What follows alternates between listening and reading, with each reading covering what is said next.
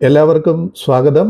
Homeo space എന്ന ഈ ഒരു പുതിയ ഹോമിയോപ്പതി ബേസ്ഡ് ചാനലിലേക്ക് എല്ലാവർക്കും സ്വാഗതം. ഞാൻ doctor MK Sadanandan. 1984 Kozhikode government homoeopathic medical കോളേജിൽ നിന്ന് BHMS ബിരുദമെടുത്ത് 1984 മുതലുള്ള ഈ 42 വർഷത്തെ ഹോമിയോ യാത്രയിൽ നിന്നും ഹോമിയോപ്പതിയുമായിട്ടുള്ള ആ യാത്രയിൽ നിന്നും ഞാൻ ആർജിച്ച ഹോമിയോപ്പതിയെക്കുറിച്ചുള്ള വിവരങ്ങൾ നിങ്ങളുമായിട്ട് പങ്കുവയ്ക്കാനാണ് ഞാൻ ഈ ഒരു ചാനൽ കൊണ്ട് ഉദ്ദേശിക്കുന്നത്. So why such a channel? എന്തിനാണ് ഇത്രയും ചാനൽ? എത്രയോ ചാനൽസ് ഉണ്ടെന്ന് നമുക്കറിയാമല്ലോ അല്ലേ? ആരോഗ്യരംഗവുമായിട്ട് ബന്ധപ്പെട്ട് എത്രയോ ചാനൽസ് നമുക്കുണ്ട്. പിന്നെ എന്തിനാണ് ഇങ്ങനെ എന്ന് പറഞ്ഞാൽ നത്തിങ് പേഴ്സണലായിട്ടല്ലാത്ത ഒരു കാര്യം ഞാൻ പറയാൻ ഉദ്ദേശിക്കുകയാണ്. ധാരാളം ആരോപണങ്ങൾ, ധാരാളം കുറ്റപ്പെടുത്തലുകൾ നേരിടുന്ന ഒരു സിസ്റ്റമാണ് homeopathy.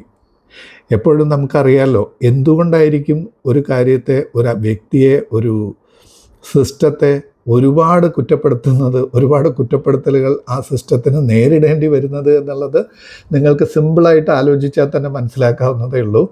Because it is successful, it is effective and it is popular. അപ്പോഴാണല്ലോ ഒരുപാട് കുറ്റപ്പെടുത്തലുകൾ വരുന്നത്. ബട്ട് ദ പ്രോബ്ലം ഈസ്, ഇത് പറയുന്നത്, ഈ കുറ്റപ്പെടുത്തലുകൾ വരുന്നത് ഹോമിയോപ്പതി അറിയാത്തവർ, ഹോമിയോപ്പതി പഠിക്കാത്തവർ, അതല്ലെങ്കിൽ മറ്റ് സിസ്റ്റങ്ങളിൽ നിന്ന് ഉള്ള ഡോക്ടേഴ്സ് എന്ന് പറയുമ്പം അഗെയിൻ ഹോമിയോപ്പതി പഠിക്കാത്തവർ തന്നെയാണല്ലോ, അവർ ഹോമിയോപ്പതി അല്ലല്ലോ പഠിക്കുന്നത്. ദെൻ മീഡിയ ബേസ്ഡ് ആയിട്ട് ഒരുപാട് കാര്യങ്ങൾ. Why these are not funded by homeopathy? ഹോമിയോപ്പതിക്ക് ഫണ്ടില്ല. അപ്പോൾ homeopathy is a very small scale business. It's a small scale system. ഒരുപാട് ക്രോർസ് ആൻഡ് ക്രോർസ് ഒഴുകുന്ന ഒരു മേഖലയല്ല ഹോമിയോപ്പതി. അതുകൊണ്ടാണ് മീഡിയ സപ്പോർട്ട് പോലും ഇല്ലാത്തൊരു സിസ്റ്റമായിട്ട്, ഇപ്പോഴും ഒരു സെക്കൻഡറി സിസ്റ്റമായിട്ട്, ഒരു സെക്കൻഡ് ഓപ്ഷൻ സിസ്റ്റമായിട്ട് ഹോമിയോപ്പതി ഇപ്പോഴും നിലനിൽക്കുന്നത്. അപ്പോൾ ആ ഒരു കാരണം കൊണ്ട് തന്നെ പാവപ്പെട്ട രോഗികളെ സംബന്ധിച്ച് ഒരുപാട് ആശയക്കുഴപ്പമുണ്ടാകുന്ന കാര്യങ്ങൾ ഈ പറഞ്ഞ മേഖലകളിൽ നിന്നൊക്കെ നമുക്ക് കിട്ടും. ഹോമിയോപ്പതി അറിയാത്തവർ, ഹോമിയോപ്പതി പഠിക്കാത്തവർ, മറ്റ് സിസ്റ്റത്തിലുള്ളവർ, മീഡിയ ബേസ്ഡ് ആയിട്ടുള്ള ആരോപണങ്ങൾ, കുറ്റപ്പെടുത്തലുകൾ, വിമർശനങ്ങൾ ധാരാളം ഹോമിയോപ്പതിയെ പറ്റി വരും. ഞങ്ങൾ ഹോമിയോപ്പതി നന്നായിട്ട് പഠിച്ച ഹോമിയോപ്പതി ഡോക്ടേഴ്സിന് ഇതിന് ഉത്തരവുണ്ട്. പക്ഷെ നിർഭാഗ്യവശാൽ പാവപ്പെട്ട രോഗികൾക്കില്ല. And they get confused. So ഈ ചാനലിൻ്റെ ഉദ്ദേശം അത്തരം കൺഫ്യൂഷൻസ് ഒഴിവാക്കുന്നത്. We have answers. എൻ്റെ 36 വർഷത്തെ ക്ലിനിക്കൽ പ്രാക്ടീസിൽ നിന്ന് ഐ ഹാവ് ആൻസർ. അപ്പോൾ ഈ ആൻസർ എല്ലാവർക്കും ഇത് കൊടുക്കാൻ പറ്റുന്നില്ലല്ലോ എന്നുള്ള ഒരു ചിന്തയിൽ നിന്നാണ് ഞാൻ ഒരു ജനറലൈസ്ഡ് പ്ലാറ്റ്ഫോമായിട്ട് ഒരു യൂട്യൂബ് ചാനൽ ആരംഭിക്കുന്നത്. സോ എല്ലാവർക്കും സ്വാഗതം. നിങ്ങൾക്ക് എന്ത് തരം ഹോമിയോപ്പതിയുമായിട്ട് ബന്ധപ്പെട്ട സംശയങ്ങളുണ്ടെങ്കിലും ഈ ചാനൽ ബേസ്ഡ് ആയിട്ട് കമൻറ്റ് ബോക്സിൽ നിങ്ങൾക്ക് കൊടുക്കാം. ഞാൻ കുറച്ച് സമയക്കുറവുള്ളൊരു വ്യക്തിയാണ്, അതുകൊണ്ട് എപ്പോഴും ഒന്നും വീഡിയോ ചെയ്യാനൊന്നും എനിക്ക് പ്ലാനില്ല. എൻ്റെ പ്ലാൻ ഇങ്ങനെയാണ് വർക്ക് ചെയ്യുന്നത്. I will tell you. അതായത് സമകാലികമായിട്ട് ഉയർന്നു വരുന്ന കാര്യങ്ങൾ, അതല്ലെങ്കിൽ കൂടുതൽ പേർ ആവശ്യപ്പെടുന്ന കാര്യങ്ങൾ, അതല്ലെങ്കിൽ ഈ അടുത്ത് ഞാൻ നേരിട്ട് രോഗികളിൽ നിന്ന് ശേഖരിച്ച കാര്യങ്ങൾ, അതുമായിട്ട് ബന്ധപ്പെട്ടിട്ടുള്ള ഡൗട്ട്സ് ക്ലിയർ ചെയ്യാനും വ്യക്തമായ ഉത്തരം അതിന് നൽകാനുമാണ് ഞാൻ ഉദ്ദേശിക്കുന്നത്. സോ എല്ലാവർക്കും ഒരിക്കൽ കൂടി സ്വാഗതം. As A doctor, homoeopathic doctor, ഞാൻ എപ്പോഴും ഉറപ്പുവരുത്തുന്ന ഒരു 4 കാര്യമുണ്ട്. ഒന്ന്, ഒരു രോഗി വരുമ്പോൾ ആ രോഗിയുടെ രോഗം എന്താണ്, ആ രോഗാവസ്ഥ എന്താണെന്ന് വിശദമായിട്ട്, പേരല്ല കേട്ടോ, it's always easy to give the diagnosis, the name. ക്യാൻസറാണെന്ന് പറഞ്ഞാൽ എന്താണ്, എത്ര തരമുണ്ട്, ഏതൊക്കെ ഭാഗത്തെ ബാധിക്കുന്നതുണ്ട്, അതിൻ്റെ ഇൻറ്റൻസിറ്റി, അതിൻ്റെ സ്പ്രെഡ്, ഇങ്ങനെ ഡീറ്റെയിൽസ് പൊതുവേ രോഗികൾക്ക് കിട്ടാറില്ല. അത് നിങ്ങൾ പലപ്പോഴും ഡോക്ടേഴ്സിനെ കാണുമ്പോൾ ശ്രദ്ധിച്ചറിയാം. നിങ്ങൾക്ക് അങ്ങനെ കിട്ടുന്നുണ്ടോ ഇല്ലയോ എന്ന് നിങ്ങൾ പരിശോധിക്കുക. എനിവേ, ഞാൻ ഉറപ്പുവരുത്തുന്ന ഒരു കാര്യം എപ്പോഴും അതാണ്, എന്താണ് നിങ്ങളുടെ രോഗം, അതിന് നമ്മൾ എന്തൊക്കെയാണ് ചെയ്യുന്നത്, അങ്ങനെ ചെയ്യുമ്പോൾ എന്തൊക്കെയാണ് ചെയ്യാൻ പാടില്ലാത്തത് എന്നുള്ളത് കൂടി പറഞ്ഞു കൊടുക്കാറുണ്ട്. അപ്പോൾ അങ്ങനെ ഒരു ട്രീറ്റ്മെൻറ്റ് പ്ലാൻ, ഒരു ഡിസൈൻ, നോട്ട് ഇപ്പോൾ ഒരു പ്രിസ്ക്രിപ്ഷൻ എഴുതലല്ല, ആ 2 ഡോളോ കഴിച്ചോളൂ, 2 ദിവസം ആൻറ്റിബയോട്ടിക് അല്ലെങ്കിൽ 4 ദിവസം antibiotic, no, that's prescription. That's almost a dictation. അത് രോഗിക്ക് ആക്ച്വൽ കൺസെപ്റ്റ് കിട്ടാൻ സഹായിക്കണമെന്നില്ല, കിട്ടാറില്ല. So my way is to give the plan. ഒരു 4 ദിവസത്തെ പനിയാണെങ്കിലും ഒരു വളരെ ക്രോണിക് ആയിട്ടുള്ള പഴക്കം ചെന്ന രോഗമാണെങ്കിലും അതിനെക്കുറിച്ച് ഒരു treatment plan, how to move, എങ്ങനെയാണ് നമ്മളതിനെ നേരിടാൻ ഉദ്ദേശിക്കുന്നത്. അപ്പോൾ ആ രീതിയിൽ ട്രീറ്റ്മെൻറ്റ് ചെയ്യുമ്പോൾ എന്തെല്ലാം പ്രതീക്ഷിക്കാം, ദ തേർഡ് തിങ്, ആൻഡ് എന്തെല്ലാം പ്രതീക്ഷിക്കരുത്, ദ ഫോർത്ത് തിങ്. ഇത് വ്യക്തമാക്കി കൊടുത്തിട്ടാണ് ഞാൻ ഓരോ രോഗിയെയും ചികിത്സിക്കാറ്. And definitely it will take a little bit more time. Homeopathy ഡോക്ടേഴ്സിനെ കാണുമ്പോൾ കുറച്ച് കൂടുതൽ സമയമെടുക്കുമെന്ന് പൊതുവെ ഒരു ആരോപണം ഉണ്ടല്ലോ, അല്ലേ? ആ ആരോപണം ഒന്നുകൂടി കൃത്യമായിട്ട് പരിശോധിച്ചാൽ മനസ്സിലാവും. കുറച്ചൊക്കെ സമയം എടുക്കണ്ടേ, അല്ലേ? എന്നാലല്ലേ ഞാൻ ഈ പറഞ്ഞ രീതിയിൽ നമുക്ക് രോഗികൾക്ക് വ്യക്തമായ ഒരു പ്ലാൻ, വ്യക്തമായ ഒരു കൺസെപ്റ്റ് അവർക്ക് അവരുടെ രോഗത്തെക്കുറിച്ചും ആ രോഗത്തിൻ്റെ ഇപ്പോഴത്തെ അവസ്ഥയെക്കുറിച്ചും അതിൽ എങ്ങനെയാണ് അത് ചികിത്സിക്കേണ്ടത് എന്നുള്ളതിനെക്കുറിച്ചും അവർക്ക് ലഭിക്കുകയുള്ളൂ, അല്ലേ? അപ്പോൾ മാത്രമേ അത് ട്രീറ്റ്മെൻറ്റ് സക്സസ്ഫുള്ളായിട്ട് മുന്നോട്ട് പോകാനും രോഗത്തിന് ശാന്തി വരുത്താനും നമുക്ക് സാധിക്കുകയുള്ളൂ. ഓക്കെ, അനദർ തിങ്, ഈ ആരോപണങ്ങൾ എന്ന് പറയുന്ന സമയത്ത്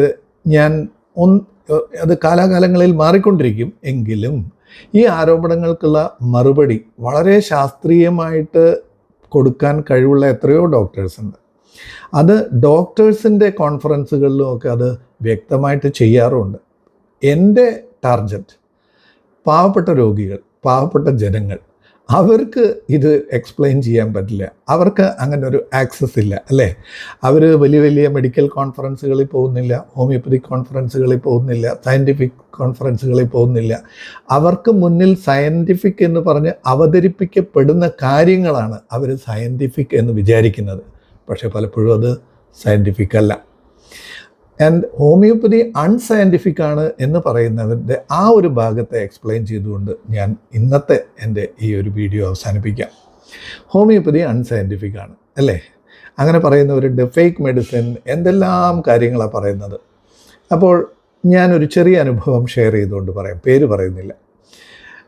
ഒരു മേജർ ഒരു വലിയൊരു നമ്മുടെ നാട്ടിലുള്ള ഒരു ബിസിനസ്, വലിയൊരു സ്ഥാപനത്തിൻ്റെ MD, അദ്ദേഹം എന്നെ ഈ അടുത്ത് കാണിക്കാൻ വന്നു. അലർജിക് പ്രോബ്ലമാണ്, വളരെ പഴക്കമുള്ള അലർജിക് പ്രോബ്ലമാണ്.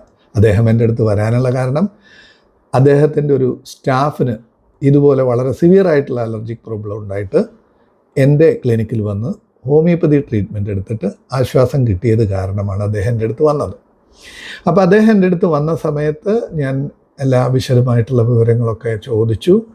പലപ്പോഴും ഈ ആൻറ്റി ഹിസ്റ്റമിൻ മെഡിസിൻസ് എടുക്കുന്നതിൻ്റെ ബുദ്ധിമുട്ട് അദ്ദേഹം അനുഭവിച്ചുകൊണ്ടിരിക്കുന്ന ഒരു വ്യക്തിയാണ്. നിവൃത്തിയില്ലാത്തതുകൊണ്ടാണ് അത് കഴിക്കാറ്. ഓക്കെ, നമ്മളെന്താ പ്ലാൻ കൊടുത്തു, ഇങ്ങനെയാണ് അലർജി, എന്താണ് അത്, നിങ്ങൾക്ക് ഇപ്പോൾ വന്നിരിക്കുന്ന രീതി ഇങ്ങനെയാണ്, അത് ഇത്രത്തോളം എത്തിയിട്ടുണ്ട്, അതുകൊണ്ട് നമ്മൾ ഇങ്ങനെയാണ് ഇതിന് മരുന്ന് ചെയ്യാൻ ഉദ്ദേശിക്കുന്നത്, ഇത്ര നാൾ കഴിക്കുമ്പോൾ ഏതാണ്ട് ഇത്രത്തോളം ഒരു കുറവ് നിങ്ങൾക്ക് കിട്ടും, അവിടെ വെച്ച് നമ്മൾ നമ്മുടെ അടുത്ത ട്രീറ്റ്മെൻറ്റ് പ്ലാൻ ഡിസൈൻ ചെയ്യും, മുന്നോട്ട് പോവും. So if the first part is going well, you continue. കാരണം ഹോമിയോപ്പതി എന്താണെന്ന് എല്ലാവർക്കും അറിയില്ലല്ലോ. അപ്പോൾ ദ ഫസ്റ്റ് പാർട്ട് നമ്മൾ കൊടുത്തു. ആ ഫസ്റ്റ് പാർട്ട് അദ്ദേഹത്തിന് കൺവിൻസിംഗ്ലി ഇഫക്റ്റീവായിട്ട് കിട്ടുകയാണെങ്കിൽ then it means he can continue. That is the plan.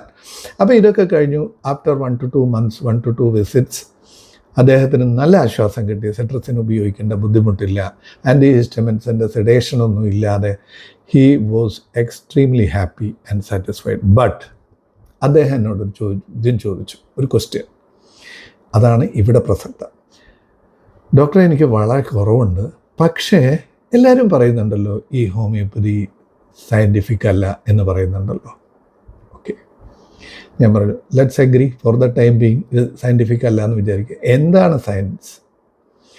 നമ്മൾ പഠിച്ചു വെച്ച കാര്യങ്ങളിലേക്ക് നമ്മളുടെ ഓരോ കാര്യങ്ങളെ കൊണ്ടുവരുന്നതല്ല സയൻസ്.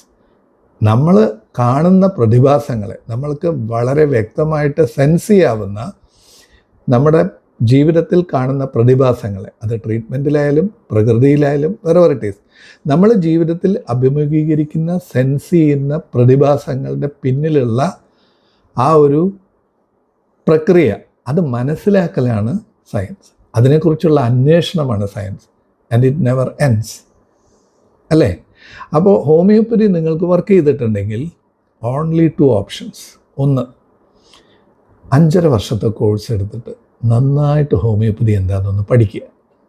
അത് ബുദ്ധിമുട്ടാവാം, ചിലർക്ക് ബുദ്ധിമുട്ടാവാം, വേറോരോ കാര്യങ്ങൾ ഇൻവോൾവ് ആയിരിക്കുമല്ലോ. അപ്പോൾ അത് ബുദ്ധിമുട്ടാണെങ്കിൽ നിങ്ങൾക്ക് വളരെയധികം ആശ്വാസം തന്ന ഈ ചികിത്സാ രീതിയിൽ ചില നല്ല കാര്യങ്ങൾ, ഇഫക്റ്റീവായിട്ടുള്ള കാര്യങ്ങൾ ഉണ്ട് എന്നും ഇത് ഇഫക്റ്റീവാണ് എന്നും നമ്മൾ അംഗീകരിക്കുക. പറ്റുമെങ്കിൽ അതിൻ്റെ പിന്നിലുള്ള സാധ്യതകളൊക്കെ മനസ്സിലാക്കാൻ അന്വേഷിച്ച് പുറപ്പെടാം. ഇല്ലെങ്കിൽ എനിക്കറിയില്ല എന്ന് പറയാം.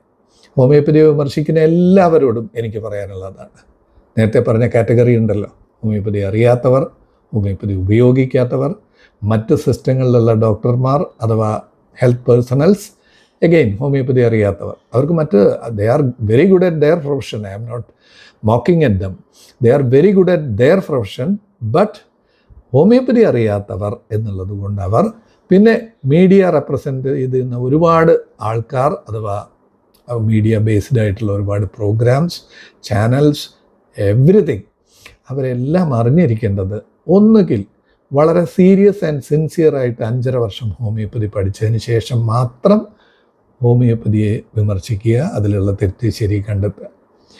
അല്ലെങ്കിൽ ഈ ഇഫക്റ്റീവായിട്ടുള്ള ഈ ഹോമിയോപ്പതി സിസ്റ്റത്തിൻ്റെ പിന്നിൽ എന്തോ ഉണ്ടെന്നും അത് എനിക്ക് മനസ്സിലായിട്ടില്ല, ഞാൻ ആ മേഖലയിലുള്ള ആളല്ല എന്നും മനസ്സിലാക്കി അതിനെ അംഗീകരിക്കുക. ആ ഒരു തലത്തിൽ എങ്കിലും അംഗീകരിക്കുക. ഏറെക്കുറെ ഇങ്ങനെയൊക്കെ ആയിരുന്നു നമ്മുടെ medical world A few years ago. ഞാൻ തന്നെ 36 വർഷത്തോളം ഈ മേഖലയിൽ പ്രാക്ടീസ് ചെയ്യുന്ന വ്യക്തിയായത് കാരണം എനിക്കറിയാം, വളരെ സാഹോദര്യത്തോടു കൂടിയും സ്നേഹത്തോടു കൂടിയും പരസ്പര ബഹുമാനത്തോടു കൂടിയുമാണ് എല്ലാ വൈദ്യശാസ്ത്ര സംവിധാനങ്ങളും നമ്മുടെ നാട്ടിൽ പ്രവർത്തിച്ചിട്ടുണ്ട്. പക്ഷെ കുറച്ച് നാളായിട്ട് വി റിയലി മിസ് ഇറ്റ്.